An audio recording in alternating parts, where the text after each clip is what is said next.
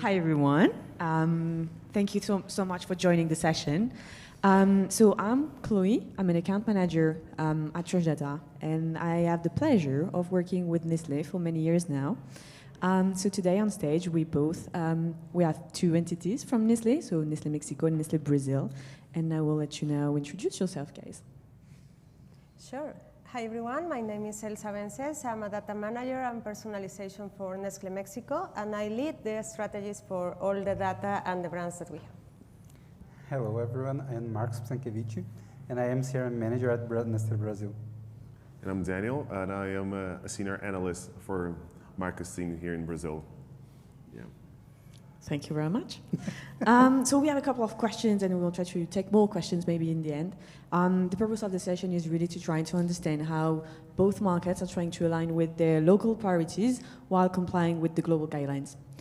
So as the first question, we're trying to understand how implementing a CDP has kind of transformed the way you engage with your consumers, while actually trying to also apply the global measures that you need to apply at Nestlé.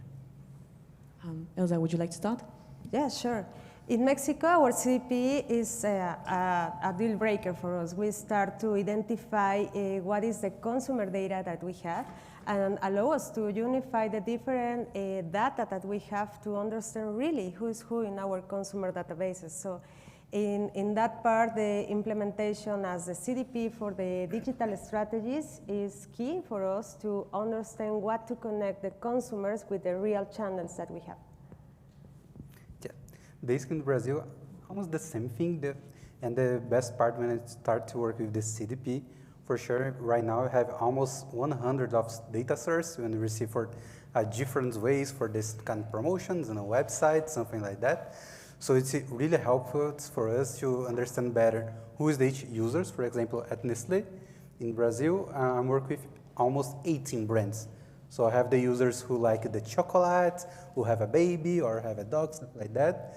And the CDP really helped me to understand better each person, understand the preference, and start to create our campaign, right?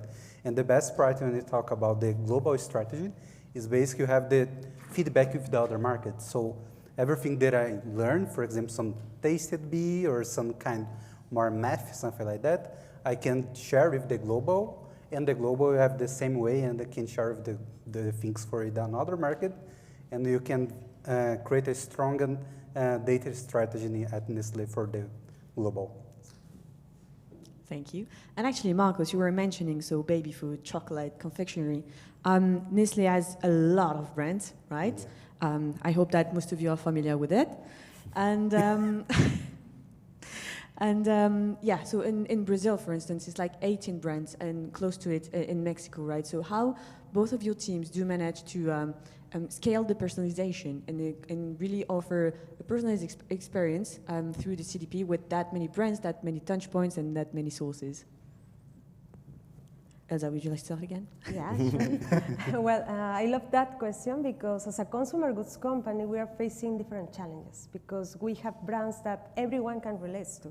So in that part, the main focus for us with the CDP is to understand what are the real consumption drivers for the consumers, and with the information that we could achieve with the enrichment and the different interactions that we have and the data signals for the CDP, we start to have a cross-brand strategy with more insights and actions about what could be the next best campaign for our brands and how could we achieve a better ROI also for the paid media efforts.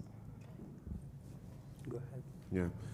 Here in Brazil, we have that same type of strategy as well because we can cover from breakfast until the late evening with all the brands that are inside Nestlé. So over the years, we developed strategies to segment these types of people using their preferences in communication, their preferences in life cycle journeys. For example, if they're consuming something in the morning, we can use all those data together to create a strategy that not only goes better for just one of these brands, but also to provide a more global strategy altogether for Nestlé as a whole. So just for example, Kit Kat has a strategy, Purina has a strategy, other brands have another strategy, but how can we, as a corporate Nestlé team, to unify that and create segments, create filters, behaviors, using all that CDP has to offer to create this type of strategy together. Because the consumer is like one. For example, the same person that has pets perhaps can have a baby, can consume chocolate, coffee, so we have to understand which moment of the day he is, which moment of the week, month, I don't know, perhaps. So orchestrating that is really difficult, and treasury data, for example, comes in very handy to use that all together. Okay, fantastic. So, yeah. And so actually, you were mentioning the cross-brand aspect. So in Brazil, how do you manage to make sure that you do not over-message your customers across the 18 brands that you manage? Amazing. How the Daniel comments, yeah, the consumer is the same one, right? You have the own consumers, and the same consumers can use 4 and 5 brands at the same level. So basically what I to do right now, specifically for the CDP, is basically the first one, understand better the moment of the user. So that's the Daniel mentioned before. When we talk about the life cycles of the user, so understand better if it's new users, as you're already engaging the users or churning the users, and understand better which moment the users use this kind of brands and the products, right? So for example, I have a user, and sometimes they have a baby and a dog. So, okay, monthly, I know they need to buy some milk, something like that. So understand this whole journey, so how I can create and combine my channels to talk about this specific, for example, for the babies. And the Purina, for example, for the dog food, something like that. I understand better which the best channel that I can use. Sometimes it's not the only channel, but it can be the paid media, something like that. And I can understand better the relationship between not the users, but the time that I need to send, when I need to send, and the better channel. If it can be on a channel or paid media channel, but I think Danny can give more details about this strategy. Sure. When we talk about personalization and what you said, 18 brands, it's a lot of things to consider when we're talking about strategy and operation-wise. One thing or two things we actually have to have in mind is boundaries. We, as a Nestlé, has 18 brands. It's kind of difficult to understand how many messages this person can reach every day, for example, and also perform a little using the segmentations that we have. So using those two aspects in mind, which is like overreaching and also personalization, we used to create strategies, just like Marcos said, life cycle journeys, but we also understand better using CGO, for example, journey orchestration, which channels are the best for which type of communication. We have a lot of filters that we've already established inside our CDP that allows us to track better the behavior of the user, to understand, okay, this person has more probability to engage with this type of brand instead of this other type of brand. So we try to respect that in our communication, in our strategy. But at the same time, we do not exclude this person from trying to cross-sell. Okay, so is he ready? Did he do this type of movement once? Okay, can we try that again? So we just try to have this type of testing mentality, right, in our team. So 18 brands is a very difficult thing to manage, but also we are customers. We understand how difficult it is when we receive 5 emails a day. And that kind of presents a little bit of a touch point with us, with reality. So we, as a brand, can say, okay, perhaps I think I've reached a little too much using this specific channel, but using customer journey orchestration, which is something that we're trying to do, for example, using paid media more, using less of this for this type of brand. This brand has a lot more budget inside paid media, or less communication via email, for example, or SMS, which is messaging system here in Brazil. So we try to adapt a lot, but also understanding the business objective of every brand, but also to try to maintain this human approach to the customers. So that's about it. Happy to hear that human is still part of the tech So that's good. For Mexico, it's a bit different because your strategy is mainly driven by paid media activities. So how the CDP ensures that has helped you and the team to drive some ad spend efficiencies across the different channels that you're leveraging? So you have Meta, Google Ads, Amazon, TikTok, and many others probably that I'm missing. But could you develop a bit on this?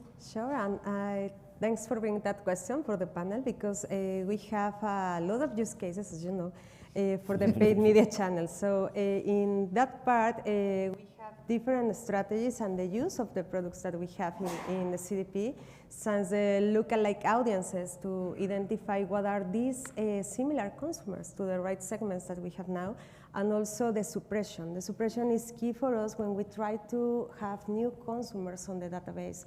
So now with the CDP and the unification of the consumers as a part of the same level in the platforms, we try to have more efficiencies, and we achieve streamlined audiences to the results of the cases.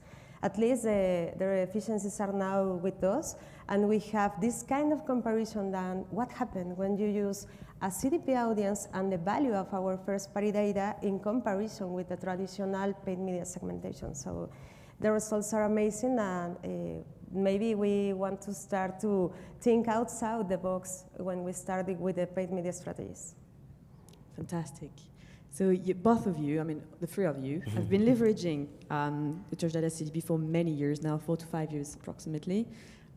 What would be the lessons that you've learned having working on the CDP space that you could share with anyone in the room? Who wants to start? I can start? Okay. Yeah, I think the best part here, and when you have the lessons in the past, so basically, what we talk about here in the end is the customer-centric, right? So understand better the users, and the CDPs which help us to understand better, again, which the brands the users consume, what's the best moment that I need to talk in, is the best channel. So I think that the best lesson right here is put yourself in the centric and try to think of if you are users, right? So when you put the centric and understand how the animation, so okay, we are the user, right? We receive a lot of the mails. Sometimes we receive a lot of the mails for the same company, but with totally different when we talk about subject, the objective, so it's a little strange, right? So when you really focus in the improve day by day with some services, some A/B tests, something like that, to understand better, with the moment the best you can talk with your users, for sure I think this is the turning point when you talk about the consumer relationship in that Nestlé. Sure. And for you, Elsa? Yeah, and absolutely agree with Marcos, and also to have a clear vision of what are the outcomes that we need to achieve, because as a company and as a part of the results, it's important to have this kind of thinking beyond the marketing lenses, to have the real understanding of what the data and what the technology can bring for the strategies, and also keep in mind that the consumer is not just a consumer for one brand, it's a person. It's a person that have different interactions in day by day in the journey, and this is an opportunity for us to connect with the real needs that they have and what are the product for these key moments in the day. Fantastic, thank you. And so, looking ahead, of course, we're going to talk a bit about AI, right? So how do you see treasury data and AI and agentic AI continuing to evolve within the CDP stack that you currently have? That's a great question. Yeah. Then please start. Sure. I think that treasury data has been a really good start for us on the digitalization of Nestlé, because it allowed us to track data, to personalize everything that we've always wanted. It's always a journey, so we're not exactly where we want to be, but we have the vision, that, as Elsa said, and we have the purpose, which is what in my mind's eye, is what Marcos said. Because when we look at the customers from their perspective, we understand better what is it that we have to do as a brand, what is it that we have to do as a company, and the vision allows us to get whatever we want to go. The AI is only a way for us to better enrich our way of working, basically. So functionality terms, for example, we are already trying to use the engagement studio, the AI foundries, for example, in our proof of concept to understand better how is it that we can create workflows to allow us to understand better what is it that the customers need via data analysis, statistics, for example. And on the more front side of it, we can create more personalized content, for example, to really illustrate to the people that we're trying to reach that this is a personalized offer for them. Sometimes when we use our direct-to-customer types of sales, communication, we are always trying to do better by them and for us, ourselves, as a company. So treasure data will be like a CDP will be a yeah, a very nice word, enabler. I forgot about it, I'm sorry. But it's an enabler for us to understand better our customers, to track this information, but also to act on their best behalf on this type of instance. If I can add something, we can think about AI in two pillars, right? The first one is, of course, the consumers, right? The person, because you really start to customize for the specific users receive how everyone saw before. For example, this kind of the website, you start to navigate and the first page it's really transform in some seconds. I think this is the future of the CRM and AI, for example, and use the CDP. So when you talk about the personalization, that's it. You create for a big journey and a long-term journey for the users for specific the assets and the things the users really want to see.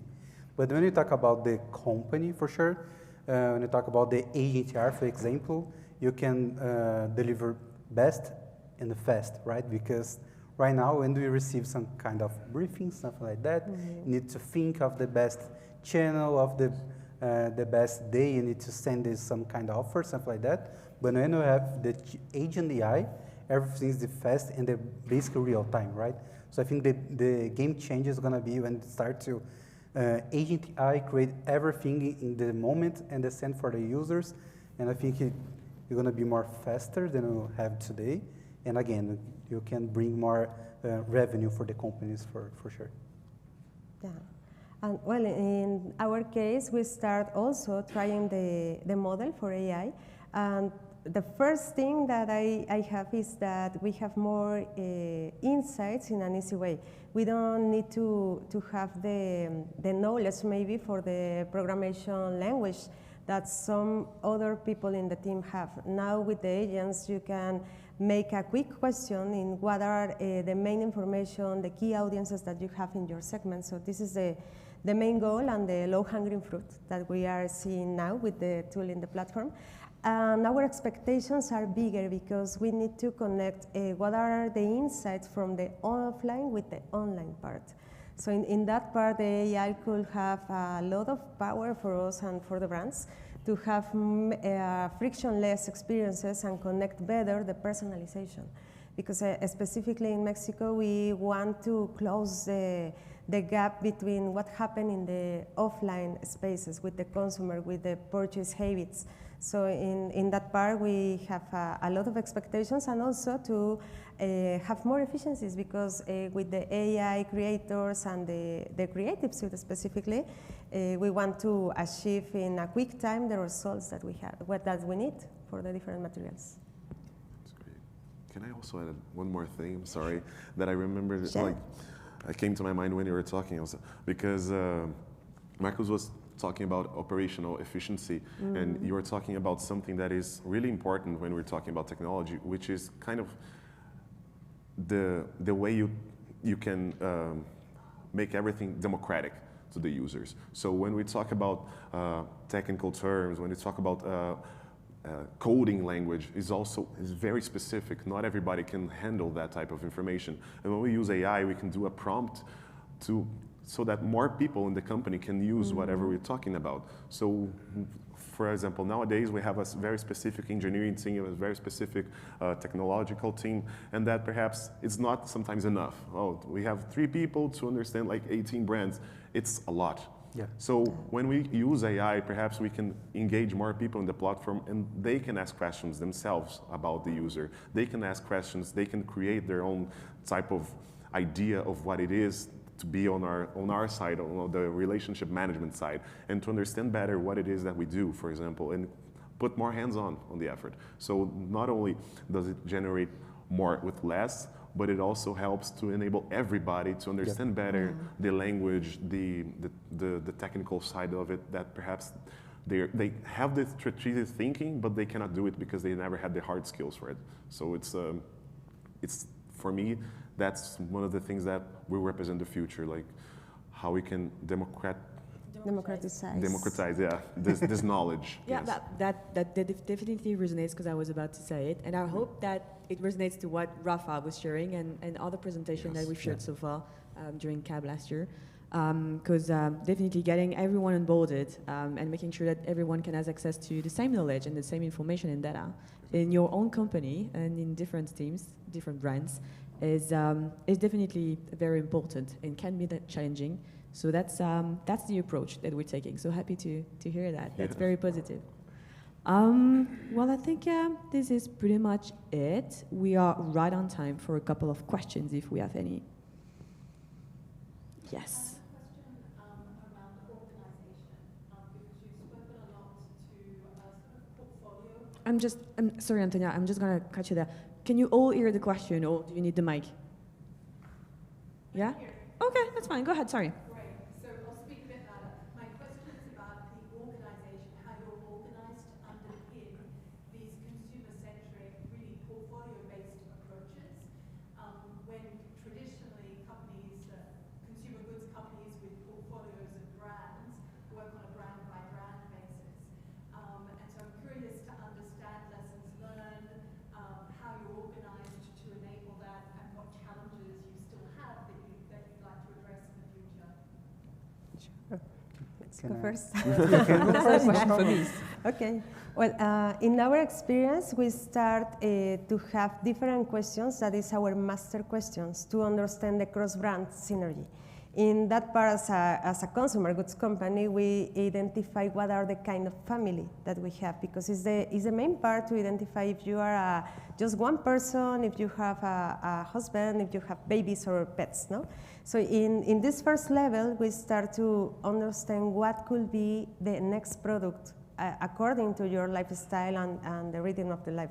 So it's important for us to have these first questions, to have the alignment with all the brands and what are the possibilities. One of our challenges is to try new channels to achieve these results. For example, with WhatsApp now as a part of our strategies, we want to move forward with different questions and moments to have this main information for the audiences. Perfect. And yeah, you're totally sure have a lot of challenges for sure. But the first thing, it's really important when we separate what it's really want to give to the users and what the company needs, what is noise data. So, okay, I have this data, but I really need users right now, or what I want to achieve with these users. For example, so one thing you make a lot in Brazil, it's basically our survey every day. You have a part of the base, and you send a survey to understand better the user. So, oh, okay, you enter at Nestlé because you eat chocolate. But do you have baby? Do you have pets? If you have pets, it's a dog, it's a cat. You have a lot of survey to understand better what's the data you really can use, and how the data I mentioned before, you really start to a little test. For example, oh, you enter by chocolate, but you know the Purina belong to Nestlé for sure. And you measure the open rates, the click rates, the sellings, the revenue, or okay, this not makes sense for this group of the users, so I need to stop this test, but I have a lot of this test here. So every single day, for example, in Brazil, you have a lot of the A/B tests to understand better how I can measure and understand better how the data have the data talk between us. But for sure, we are not machine, and there is a little thing. So this part of AI you already use today to help us to understand better which the best brand, which the best hour I need to send an email, something like that. So one part is our team. for sure, the AI, for example, of the treasury data helps us a lot to separate this.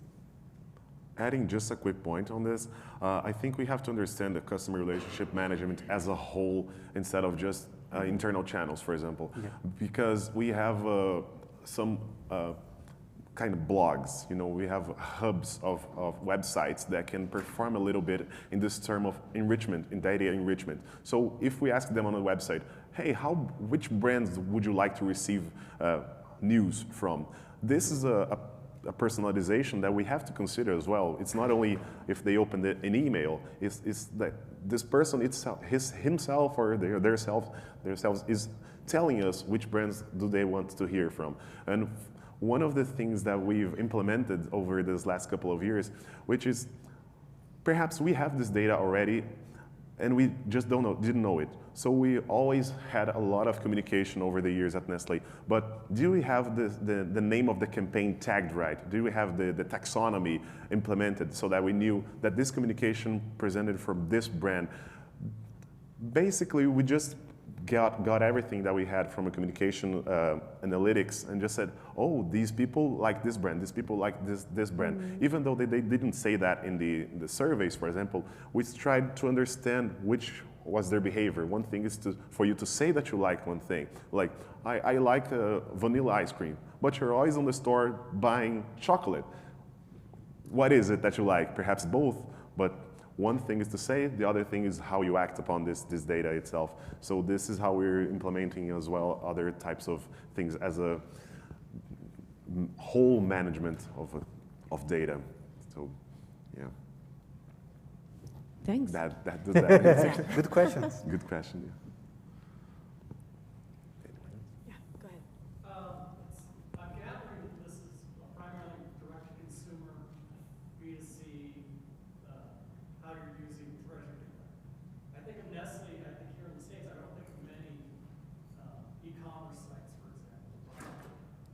One of the challenges that I'm aware of is just how do you get consumers that are so used to seeing Kit Kat bar in stores come to your site, give you some of their data, are they buying? And then related to that, are you doing any data sharing with retail partners who are selling direct? I don't think it's Amazon, but let's just say it's Amazon. You get some insights that you can mirror with first-party data and perhaps treasury data. Yeah, for sure. Can I start? Yeah, sure. Yeah, But this yeah, is a bit. Okay, so I go alongside. Yeah. Yeah, this is a really challenge, but you can think, for example, when I talk about some e-commerce, for example, for Amazon or our own e-commerce, stuff like that, you can track everything when we talk about the CDP because it's more technical, but you have the UTM and understand better if the users have the conversion, the page, or in this specific product, something like that. For when you talk about the online, it's easier to understand better the conversion and the ROI and the everything when you talk about the online. But when you talk about the retail offline, like PDV, is more difficult. So that's starting some tests, for example, if I send an email, for example, for the users buy this kind of product offline, going to the retail and buy for herself. For sure, I can see this data because belong, I don't know, for other retail. But I start to see it's have some conversation with some big retailers, for example, and start again the A/B test. For example, have it two retailers with the same size, with the same sales, and for one I send for my database going through this retailer buy for a specific item, and after that I can compare for if this retail sell more or less when I send my online impact, something like that. But this part of the online, it's easier, but when I talk about the offline, for the Nestlé, specific in Brazil, I don't know, in Mexico, it's challenging. I would also like to add a little bit of how Nestlé Brazil acts upon, for example, this type of data when online versus offline, which is something that we have implemented in Brazil over the years, are kind of sales promotions type of campaigns that people can upload their invoice details in our websites, and then we can gather some of the data and just say, hey, if you upload this, you're participating in a contest, and you are perhaps you can earn $1 million prize, for example. So we have this type of lottery in place, so that we have a value offer for them instead of just saying, oh, just upload it. So this way we can gather this type of data from offline, but for online, for example, we have, of course, direct customers, but Amazon, for example, we have a lot of different strategies using first-party data. So we have this database that we're tracking down, and says, we want to increase our Purina sales on Amazon. What can we do to test it? Perhaps we can do an A/B test using different types of audiences. So we gather first-party audiences directly from the Purina group and say, people who may likely buy from Purina, and just upload them into Amazon Marketing Cloud, for example. And that, when we have this type of distinction there, they will gather the data and say, on this group, on the Purina group, we have a lot more buyers than on the other one. So we kind of do a proxy sometimes, you know, an indirect analysis of the data, and just say, okay, this is better for us, this is not good for us in this type of strategy. So it's always mixing and matching everything that we have at our disposal to create a best value strategy, basically. Does that answer a little bit? This- Is that